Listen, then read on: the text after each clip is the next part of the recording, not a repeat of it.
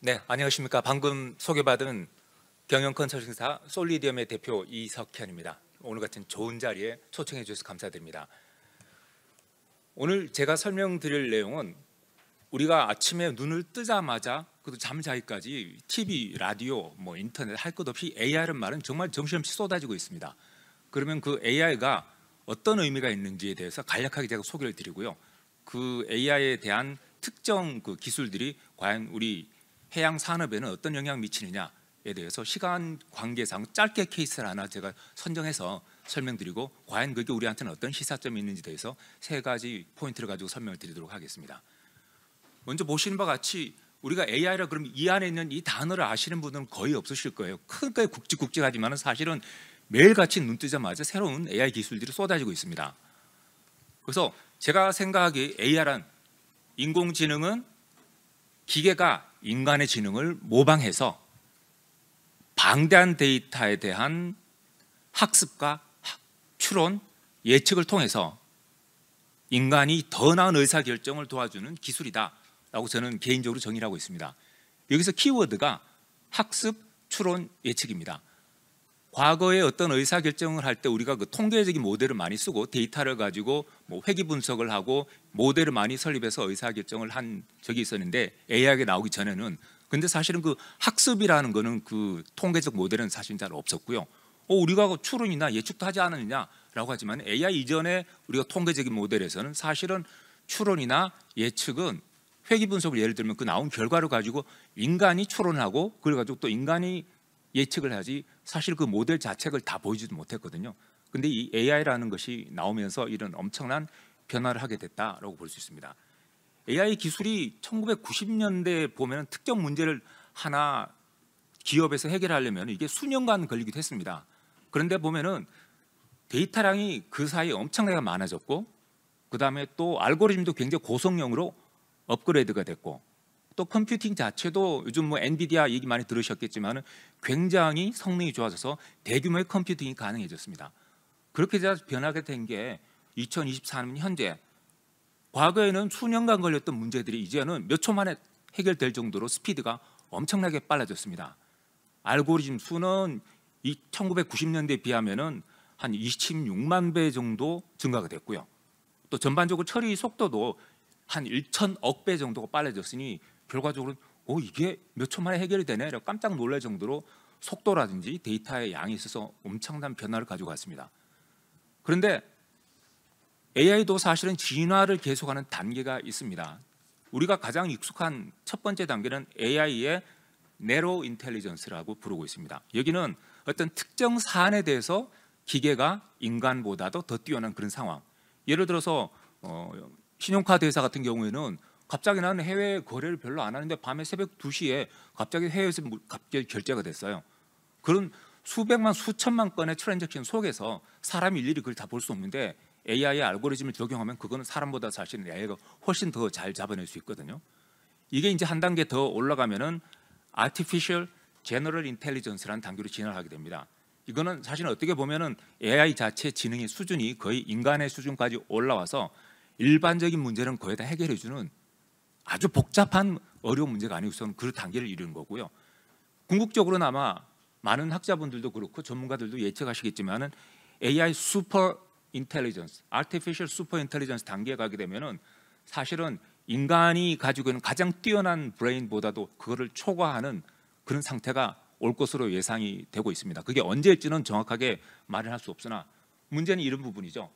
창의적인 분야, 사회적인 기술, 또 일반적인 그 위즈덤, 지혜 상태까지도 그거는 사람이 하는 유일한 영역이지 기계가 그걸 할 수 있겠어라고 하지만은 사실은 기계가 감정은 없지만은 알고리즘을 어떻게 우리가 심어 놓느냐에 따라서 굉장히 가깝게 갈 수가 있다.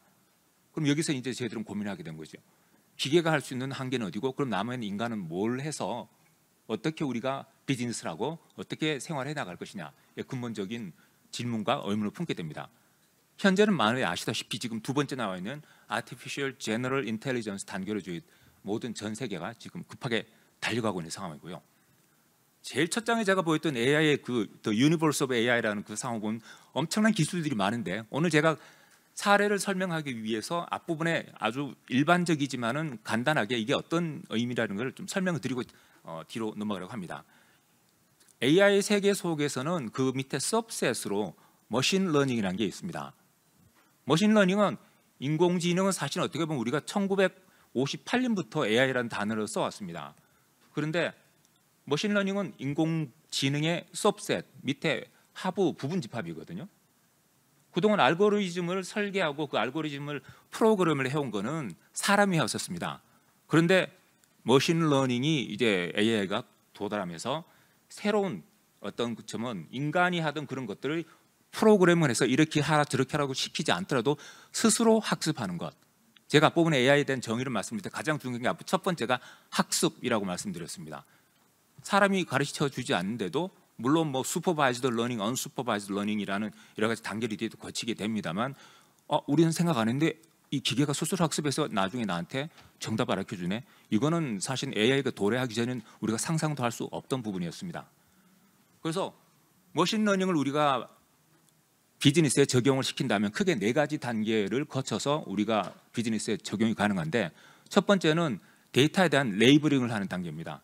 예를 들어서 실제 사례를 보면 구글에서 망막 변성이라고 그러죠. 눈에 있는 망막이 병이 생기는 것에 대한 AI를 통해서 진단하는 알고리즘을 만들기 위해서 이 수백만 개의 어떤 눈을 촬영을 해서 그걸 인도에 있는 의사들한테 5명의 의사한테 그걸 보냅니다. 의사들은 그걸 보고 눈이 퇴화가 와서 건강한 눈 1단계부터 해서 점점점 나빠져서 망막에 손상이 오는 5단계까지 그걸 나눈 뒤에 그거를 5가지 포인트를 찍고 그 수백만 개 되는 그 데이터를 분류를 하게 됩니다. 그럼 요 단계를 이제 레이블링을 한다라고 얘기하는데, 그 다음 단계는 이 레이블링한 데이터를 이제 AI한테 머신러닝한테 넘기면은 그거를 이제 머신러닝하는 게 흡수를 해서 3단계로 넘어가면은 이걸 가지고 이 데이터에 대해서 일정 패턴을 스스로 머신러닝을 통해서 잡아내게 됩니다. 그럼 어떤 경우가 되냐면은 머신은 어떤 특정 사진을 보여주면은 이것은 망막이 퇴화되는 2단계에 이르렀습니다. 이거는 3단계에 이르렀습니다. 4단계에 이르렀습니다라는 거를 이제 스스로 습득해서 그 패턴을 이제 머신러닝이 스스로 가지고 있는 거죠. 그걸 알고리즘이라고 하는 거고요. 그 다음에 이제 그 알고리즘 만들어지면은 이걸 만약에 병원에 적용한다라면은 환자가 와서 병원의 의사 선생님이 그걸 촬영을 해서 이 AI한테 이 환자는 지금 망막 변성이 조짐이 보이는데 어느 단계에 와 있습니까라고 AI한테 물으면은 AI가 3단계에 와 있습니다. 지금 4단계로 지금 빠르게 진전되고 있는 상황입니다고 그거를 또 설명을 해주는 그런 단계로 이르렀다는 거죠. 이게 머신러닝의 아주 기본적인 단계라고 생각할 수 있겠습니다. 그런데 이제 머신러닝에서 끝나는 것이 아니고 이게 조금 더 발달이 되면은 오늘 이제 제가 뒤에서 설명드린 사례가 연결되는 부분인데 딥러닝 단계로 또 넘어가게 됩니다. 딥러닝은 머신러닝의 하부 세트에 해당되는 AI 기술입니다. 보시면은 이 머신 기계가 특정 패턴을 인식하는데 매우 발달이 되어 있는 기술의 단계를 얘기합니다. 이거는 우리 사람이 가지고 있는 인간이 가지고 있는 신경망 회로를 즉 신경망 네트워크를 흉내내서 만든 모델인데, 예를 들어서 복수의 어떤 레이어를 통해서 패턴을 찾아낸다라고 얘기하는데, 예를 들면 그렇습니다. 우리가 사람이 고양이를 보면은 어릴 때부터 하도 많이 봤기 때문에 고양이라는 걸 스스로 인지를 합니다.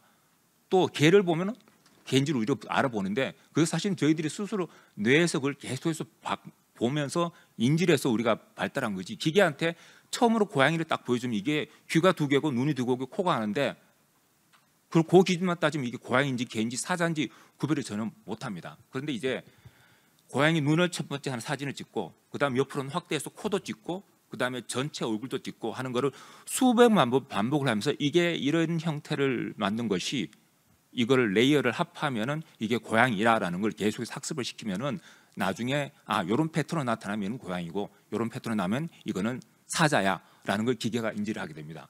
이건 굉장히 중요한 의미를 가지는 부분입니다. 예를 들어서 딥러닝 기술을 적용하게 되면은 우리가 흔히 아는 그 스피치나 음성에 대한 프로세싱을 통해서 그 정보를 주게 되고요. 또 요즘 뭐 챗 GPT라든지 그런 많은 생성형 AI에서 나타나는 그 자연어를 처리해서 질문하고 답변하게 해주는 그 챗봇 같은 거 만든 그런 건 당연히 딥러닝에서 나타나는 거고요. 또 컴퓨터 비전이라는 것도 이 딥러닝의 한 분야입니다. 가장 대표적으로 들 수 있는 부분이 잘 아시는 바같이 전기차 테슬라 같은 경우에는 지금 자율주행 자동차 같은 경우는 레벨 전체 4까지 가면 완전 자율주행이지만은 실제 현재는 아직까지 세계적으로 선박도 마찬가지지만 레벨 2까지 가 있거든요.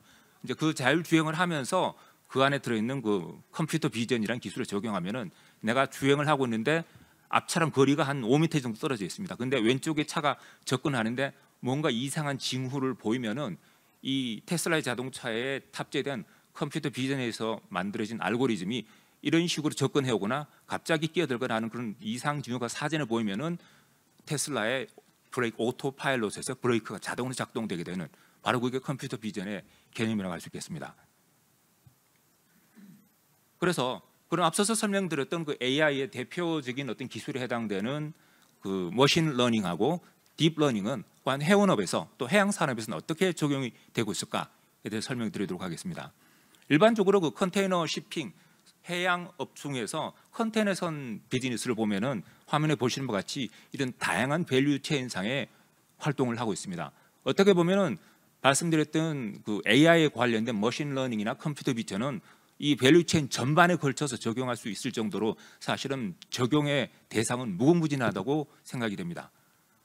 근데 오늘 제가 설명드릴 케이스 스터디는 이 배에서 직접 관련된 적용이라기보다는 배에 싣고 다니는 컨테이너 박스 그 상자가 어떤 식으로 AI가 적용돼서 어드밴스가 될 수 있냐에 대해서 설명드리고자 합니다. 지금 화면에 보이신 이 그림이 지금 LA 롱비치에 있는 컨테이너 야적장에 있는 컨테이너 박스입니다. 이게 무지 많은 이 컨테이너 박스인데 사실은 뭐 요즘 지금 IT가 발달하면은 컨테이너를 어디에 어떻게 적재를 하고 언제 어디에 있는 거를 찾아서 이거를 끄집어내서 트럭에 실는가 하는 거는 현재의 꼭 AI가 아니더라도 기존의 시스템으로 충분히 가능한 쪽이 발달이 돼 있었습니다. 문제는 이건 제가 LA 롱비치에 출장 갔을 때 찍었던 그 사진이고요. 지금 화면에 보시는 바와 같이 이 지금 일하는 항만 현장에서 일하는 분들이 지금 컨테이너 박스 앞에 서서 뭔가 하고 있습니다. 뭐 하고 있는 것으로 보이십니까? 컨테이너 지금 뭔가 열쇠를 해서 열려고 하는 그 장면이거든요. 이거 바로 지금 피지컬 인스펙션, 컨테이너 박스 안에 뭐가 들어있는지를 랜덤으로 찍어서 선택된 박스를 열어가지고 일일이 그거를 검사하는 그 과정이 있는 사진입니다. 이게 컨테이너가 항만에서 어느 정도 이렇게 인스펙션이 끝나고 나면은 오른쪽에 보시는 것 같이 카고 트레인을 통해 가지고 시속 60km로 달리는 이 기차에 실려서 미국 전역으로 이게 운반이 되게 되는데 바로 오늘 제가 설명드리고자 하는 이 케이스는 그 AI를 활용한 오토메이티드 컨테이너 인스펙션에 대해 설명드리고자 합니다. 컨테이너 박스가 이게 무슨 굳이 뭐 간단한데 AI가 필요할까라고 생각하실 수 있겠습니다만 사실은 컨테이너를 검사할 때 우리가 알지 못하는 상당히 많은 이슈들이 발생합니다. 첫 번째, 전통적으로 AI를 적용하기 전에 컨테이너 선별하는 방식은 그냥 랜덤으로 찍어서 몇 개 아니면 이게 위험이 발생하다는 어떤 특수한 정보를 받으면은 최근에 들어온 이 배에서 내린 컨테이너들은 반드시 그 어느 나라에서 왔고 언제 왔기 때문에 여기는 분명히 범죄자들이 뭔가 나쁜 물건을 실었을 거야. 아니면 마약이 들어있을 가능성이 있어. 뭐 그런 정보를 입수하면 그때 집중적으로 선별을 한다든지 아니면 또 방사선 이미지가 있으면 방사선 물질이 들어있으면 곤란하기 때문에 그 컨테이너에 대한 이 비침입 검사죠. 뚜껑을 오픈을 하지 않고 방사선 검사를 통해서 그런 걸 한다든지 마지막에는 물리적 검사는 문자 그대로 사람이 직접 가서 매뉴얼리 문을 열고 개문을 하고 안에 들어가가지고 이게 위험 물질이 없는지 뭐 마약은 없는지 밀수품은 없는지를 다 해보는 그런 상태가 아주 전통적인 컨벤셔널 방식의 컨테이너 검사 방식이었습니다. 근데 문제가 있습니다. 이렇게 되면은 굉장히 놀라는 부분인데 컨테이너가 100개의 야적장이 있으면요 실질적으로 검수하는 거는 4%에서 5%밖에 되지 않습니다. 그럼 100개 중에서 95개의 컨테이너는 검사도 제대로 받지 않고 아까처럼 카고 트레인 기차에 실려가지고 아니면 트럭에 실려가지고 고객이 있는 데까지 그대로 배송이 된다는 얘기거든요. 위험에 무방비로 노출되고 있는 통계적인 샘플링의 사이즈입니다. 그 다음에 또 이게 탐지를 할 때 잘못해서 이건 없는 위험 물질이 없는데 거기 사람이 들어가서 피지컬리 인스펙션 했을 경우에 그게 한 개, 두 개면 모르겠는데 항만에 있는 인력들은 한계가 있고 물동량이 급격하게 증가하고 우리가 코로나 시절에 겪었지만은 항만에 일하는 노동자분들이나 또 트럭 운전수들이 인력이 부족해서 이 컨테이너가 쌓이기 시작했을 때 거기서 발생하는 컨제스션은 사실은 상당히 많은 비용을 야기를 시킵니다. 근데 이제 이거를 문제가 없는 컨테이너를 계속 열었을 때 거기서 나오는 이 오탐, 여기에 따른 비용은 무지히 큰 거고요. 또 이미지 검사에 대한 인적 오류는 육안으로 검사를 하고 이거 거기서 끝나는 거 아시니까 아니고 검사하고 났더니 문제가 없습니다. 또 페이퍼워크를 다 해야 되고 시간 들고 돈 들고 문제가 많고 그렇다고 해서 정확하지도 않고 전체적으로 5%밖에 검사 못하고 사실 문제가 되게 많았던 거죠. 가장 큰 문제는 샘플링하는 사이즈입니다. 이거는 사실은 100개 중에 5개밖에 커버를 못한다고 하면 나머지 그 밀반입하는 사람이나 마약을 거래하는 사람이나 아니면 범죄 조직한테는 이거는 뭐 그 중에 하나 걸리면 어쩔 수 없이 걸리는 거고 나머지는 우리가 충분히 그냥 중국에서 이 물건을 실어가지고 미국으로 보내는 거고 뭐 확률적으로 100개 던져가지고 5개 걸릴 것 같으면 그냥 한번 보낼만 하네 이런 생각이 들 수 있는 범죄를 조장하는 그런 통계적인 수치이기도 합니다. 근데 이제 기술이 발달된 거죠. 가장 큰 거는 그 엑스레이 스캐너들이 상용화되면서 굉장히 퀄리티가 좋아졌습니다. 그 하드웨어적으로도 발달됐을 뿐만 아니라 드디어 이제 AI가 이 스캐너를 적용하면서 AI 기술이 접목된 거죠. 주로 이제 아까 제가 방금 설명드렸던 머신러닝하고 딥러닝의 알고리즘이 적용되는 부분입니다. 크게 세 가지를 하는데요. 하나는 오브젝트 디텍션이라 해서 물체 자체가 그 컨테이너 박스 안에 있는 물건 자체가 이상한 것이 없는지에 대한 그거를 탐지하는 그게 첫 번째 알고리즘 중에 하나고요. 두 번째는 이상 징후 탐지입니다. 예를 들어서 자동차를 실어서 보낸다 아니면 뭐 세탁기를 실어서 보낸다 그러면 정상적으로 따지면은 이게 그 철판이나 아니면 그 철판과 강판과 기계 사이 그 틈 사이에 이게 밀도라든지 아니면 그 안에 구성물이 정확하게 균질해야 되는데 이게 기존에 있던 정상적인 표준 모델하고는 다르게 이게 훨씬 더 두껍다든지 그 아래 뭔가 채워져 있는 것처럼 보인다. 그렇게 되면 이거는 이상을 감지를 할 수 있는 거죠. 근데 그런 경우는 아까처럼 피지컬 인스펙션 한다고 해서 찾아낼 수 있는 부분은 아닙니다.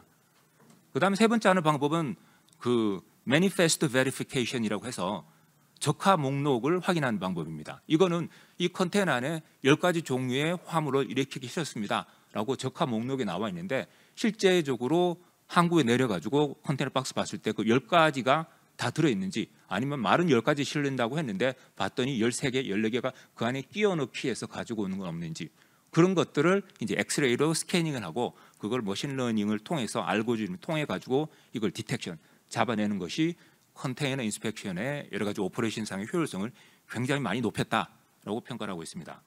조금 더 구체적으로 보시면은 아까 드렸던 물체 탐지 같은 경우에는 여기에 그 컨볼루션 신경망 그 CNN이라는 기술을 적용합니다. 뭐 보통 우리 일반인들이 CNN 그러면 그 미국에 있는 그 케이블 네트워크 서비스를 많이 생각하실 텐데요. 케이블 네트워크 뉴스죠. 근데 여기서 이 CNN은 컨볼루션 그 신경망 뉴럴 네트워크의 약자입니다. 예를 들어서 그 인신매매에 연루된 차량이 컨테이너 박스에 들어와서 은닉 차량으로 배달되고 있다. 이 테러리스트들이 그런 거를 지금 사용할 수도 있는 부분이고요. 또 특정 범죄 네트워크에서는 무기가 있으면은 무기를 통째로 보내지는 않겠죠. 무기에 있는 부품을 다 이렇게 분산시켜서 조그만 이 금속 자체를 여러 개 컨테이너로 나눠서 보내는데 그게 평소에 우리가 감지하지 못한 이상한 물질이 들어있을 때 어떤 경우 육안으로는 도저히 파악해낼 수가 없습니다. 이때 이 CNN이라는 기술을 적용하면은 이미지라든지 비디오라든지 아니면 심지어는 그 소리를 통해서 오디오 같은 걸 통해서 뭔가 이상한 형태를 감지해서 이 컨테이너 박스는 이상한 게 있어라고 오퍼레이션한테 알려주는 그게 이제 물체 탐지에 관련된 기술이고요. 두 번째는 또 이상 징후에 대한 감지입니다.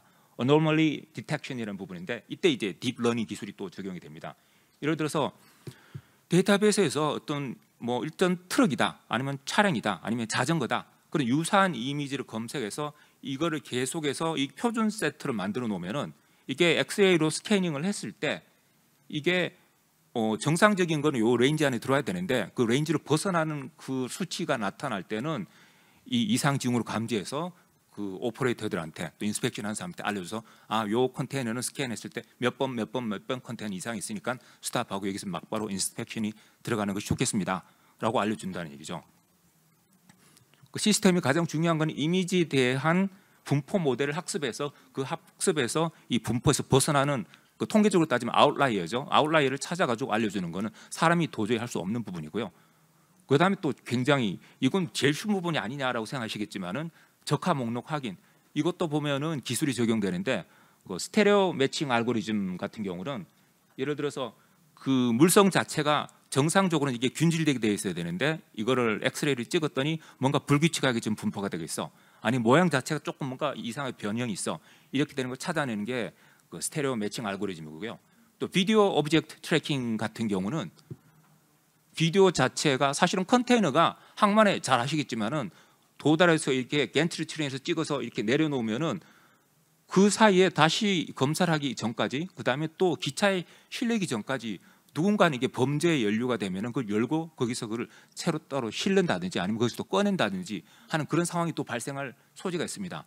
그런 경우에 이 비디오 오브젝트 트래킹이라는 기술을 이용해서 그걸 가지고 평소 이 동선에서 나타날 수 없는 그런 특정 박스의 움직임이라든지 아니면 사람의 움직임이 있으면은 그걸 찾아내는 그런 것들이 이제 매니페스트 베리피케이션에 해당되는 거라고 말씀드릴 수 있겠습니다.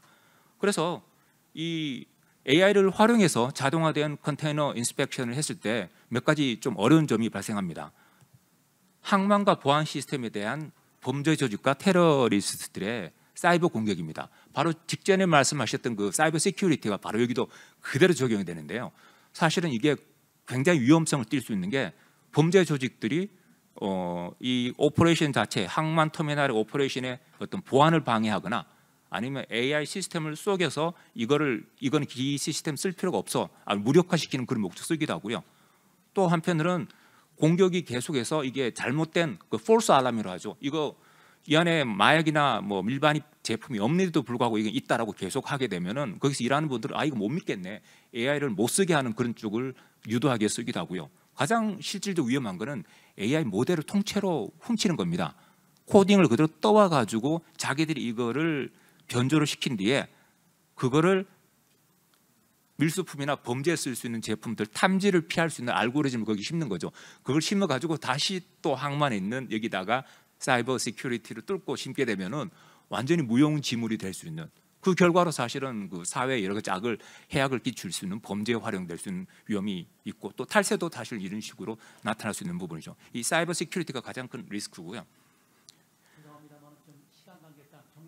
네, 마지막으로 넘어가겠습니다. 그래서 성공적으로 AI를 적용을 하려면 어떤 점을 해야 될까에 대해서 저는 이렇게 생각해봤습니다. 데이터 완결성이 너무 신경을 안 쓰시는 게 좋겠다. 데이터 셋보다는 이 모델링을 계속 프레딕션 모델하고 옵티마이저를 시켜가지고 이거를 활용하는 것이 돈이나 시간은 훨씬 더 절약되겠다는 거고요. AI를 적용할 때도 전사적으로 한꺼번에 적용하는 건 받아들이기 힘들고 비용도 너무 비싸기 때문에 부분적으로 해서 스몰 사이즈 석세스를 하는 것이 좋겠다는 거고 조직 구축도 크로스 펑셔널 팀을 만들어서 해야지 특정 IT 팀에는 맡기면 이건 절대 성공을 할 수가 없습니다. 그거는 굉장히 중요한 부분이고 가장 또 어려운 부분이 도메인 엑스퍼티즈를 가진 사람을 어떻게 AI로 구현할 것인가. 옛날에 과거 우리가 그 지식 경영 도입할 때 제일 힘들었던 게 그 업무를 가장 잘 알고 있는 직원한테 이거를 시스템에 넣어가지고 당신 노하우로 다 알리려고 그러니까 그분 다 싫어했었거든요. 이 AI 기술과 도메인 날리지를 접목할 때 그런 부분들을 우리가 어떻게 극복할까 하는 부분이고요. 마지막으로 AI가 와서 우리가 자리를 다 이렇게 차지해 버리면은 현업에 있는 전문가나 경영진은 뭘 해야 되지? 그 사람들이 AI가 다 해준다면서 이렇게 생각할 수 있는데 사실은 굉장히 중요한 부분이 남아 있습니다. 가장 큰 거는 경영자나 매니저들은 인간으로서 키 디시전 메이커십니다. 의사 결정을 하시는 부분이고 AI는 철저하게 의사 결정을 더 잘할 수 있도록 도와준 툴일 뿐입니다. 그래서 일하는 방식을 과거의 경험에 의해서 하는 것이 아니고 데이터 드리븐 디시전 메이킹하는 것을 바꾸는 게 중요하겠다. 마지막으로 이때 필요한 중요한 거는 내가 무슨 의사 결정해야 되지? 키 디시전 아이템을 확정해내는 것 전사적으로. 두 번째는 그 의사 결정하기 위해서 어떤 데이터, 어떤 파라미터가 얼마나 필요한지를 미리 디파인하는 것이 굉장히 중요하고요. 끝으로 알고리즘에 대해서 산출된 결과에 대해서 결국은 이게 맞나 틀리나 이걸 전략적으로 활용해야 될지는 그건 경영진이 하셔야 될 부분입니다. 그래서 결국 이거를 잘했을 때 끝으로 최종 의사 결정은 탑 매니지먼트가 하게 된다. 이까지가 제가 오늘 준비한 자료가 되겠습니다. 경청해 주셔서 감사드립니다.